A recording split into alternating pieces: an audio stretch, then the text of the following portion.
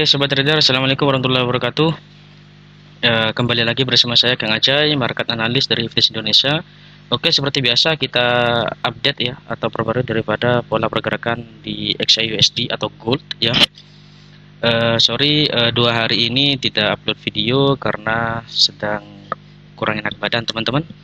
Oke, di sini kita lihat dari major time frame terlebih dahulu dari daily ya. Kalau kita lihat dari daily kemarin ya, ini sebenarnya udah membentuk sebuah struktur penurunan ya.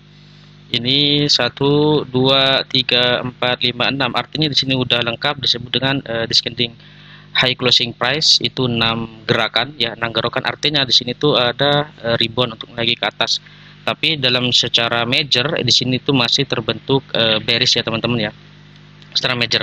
Karena kenapa di sini tuh kalau kita lihat dari sini bahwasanya breakout structure terakhirnya tuh di atas, dan sini merupakan sebuah perubahan karakter atau disebut dengan change of karakter eksternal, dan dia tuh kemantul di pada drop base rally ya. Artinya di sini itu ada reaksi dari sini. Nah, di sini kita coba turunkan ke time frame lebih kecil ya. Kita lihat dari time frame H4. Kalau di H4 sendiri kita lihat ya teman-teman, sama ya, tidak jauh beda dengan daripada major time frame di daily. Namun perlu kita lebih detail lagi ya teman-teman ya. Kita lihat di sini tuh udah ada sedikit coret-coretan ya, variasi coret-coretan. Ini saya tampilkan dulu ya. Oke, jadi begini.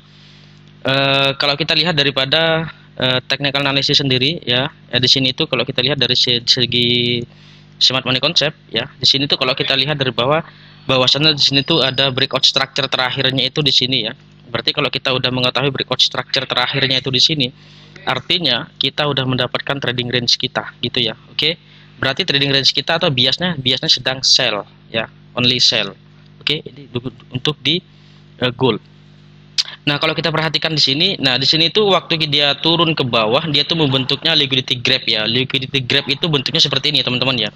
Liquidity grab itu drop, terus dia itu bentuknya semacam kayak sideways, tapi sidewaysnya bentuknya itu semacam kakinya lebih tinggi dan juga kepala puncaknya lebih rendah. Nah, setelah itu dia itu malah sweep ke bawah gitu ya. Jadi dia naik terus sweep ke bawah terus break ke atas. Ini disebut dengan liquidity grab ya, liquidity grab. Artinya di situ itu ada base, di sini ada intervensi daripada institusi ya, institusi. Artinya di sini kuat.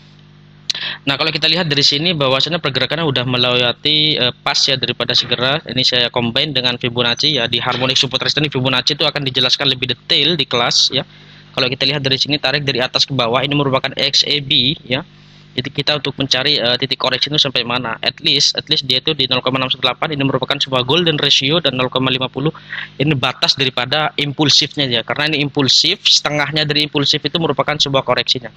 Namun perlu digarisbawahi juga ya, kalau misalnya kita mencari dari setengahnya, berarti kita harus menunggu konfirmasi ya, lebih konservatif hasilnya.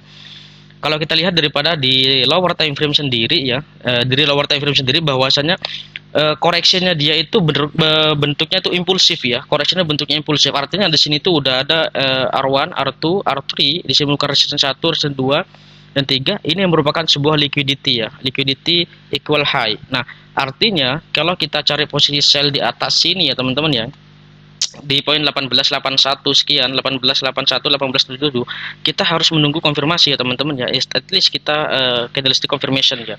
Entah itu nanti ada base break 1 candle, atau base break 2 candles, base break 3 candles, atau di Indonesia Hema disebut dengan engulfing atau disebut dengan harami ya, gitu ya teman-teman ya.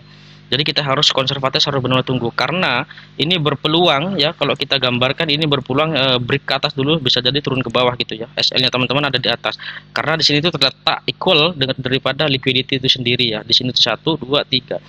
Kalau kita perhatikan juga bahwasanya di 1896.868, 1908.40 ini merupakan sebuah ada unfilled order di situ ya. Nah, di order block itu nanti dibahas di kelas tentang supply and demand. Itu akan dibahas tentang masalah supply and demand yang high quality seperti apa. Jadi di sini itu terbentuknya di sini itu pas dengan daripada higher low terakhirnya di pas ya, dari masa lampau itu ya. Dari masa lampaunya itu di sini ya teman-teman ya. Dari di sini itu merupakan sebuah higher low terakhirnya itu dipecahkan dengan bentuk base ya. Jadi dipecahnya bukan bentuk semacam kayak impulsif. Di sini tuh istilahnya ada buyer yang mencoba untuk masuk lagi, ternyata dia itu dibanting lagi sama seller. Kronologi kalau misalkan kita bicara tentang masalah historical price itu seperti itu ya teman-teman ya.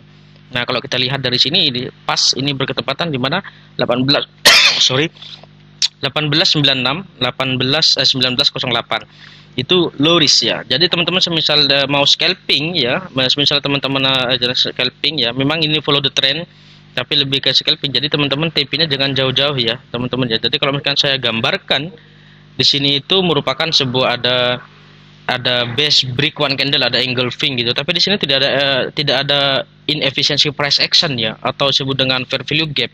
Di sini tidak ada teman-teman ya. Artinya di sini itu rawan untuk, memang dia kasih sebuah reaksi turun dulu ke bawah, teman-teman misalkan expect sampai ke sini TP-nya itu ternyata ada break ke atas terus turun ke bawah gitu ya skenario ini ya. Berarti untuk zones-nya itu ada dua ya teman-teman.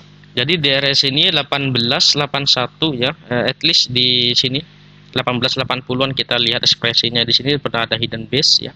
1880 sampai ke 1885 kita lihat di situ tuh memberikan sebuah informasi seperti apa ya. Jadi setiap kali analisa kita harus mendekati istilahnya 3 kata ya. P A R A. P itu apa?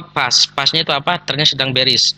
A itu apa? Approach itu pendekatan. Pendekatnya itu cara dia untuk koreksinya itu seperti apa. Kalau kita lihat dari sini ini masih buyer sangat kuat sekali gitu ya. Terus yang ketiga reaksinya nanti itu seperti apa nanti di sini. Misal teman-teman udah marking dari sini, saya sarankan kalau misalkan mau entry di sini lebih ke konservatif, harus nunggu konfirmasi ya. Dari konfirmasi atau price action yang mendukung di sini. Oke, kalau kita lihat dari time frame lebih kecil, kita lihat bedah lagi teman-teman. Kita seperti biasa cari breakout structure terakhirnya itu. Ternyata kalau kita lihat dari breakout structure terakhirnya itu di sini ya teman-teman ya, di sini. Kenapa di sini? Karena di sini merupakan higher high yang sudah valid ya, yang sudah valid karena udah mengambil liquidity swing point. Artinya di sini itu harga terbentuk di higher low-nya ya, higher low-nya. Artinya biasnya dari time frame kecil itu masih bullish sebenarnya. Artinya teman-teman semisal dia tuh mau cari posisi sell di sini, SL-nya TP-nya itu jangan sampai maruk jauh ke bawah gitu ya teman-teman ya. At least 1/2, 1/1,5 it's okay. Nah, kalau kita lihat daripada kacamata time frame 15 di sini tuh ada inefficiency price action atau fair value gap gitu ya. Ini masih ada celah sedikit ya. Berarti di sini itu kita lihat semisal ada reaksi kita bisa scalpingan ya, memanfaatkan di market US session ya nanti seperti itu.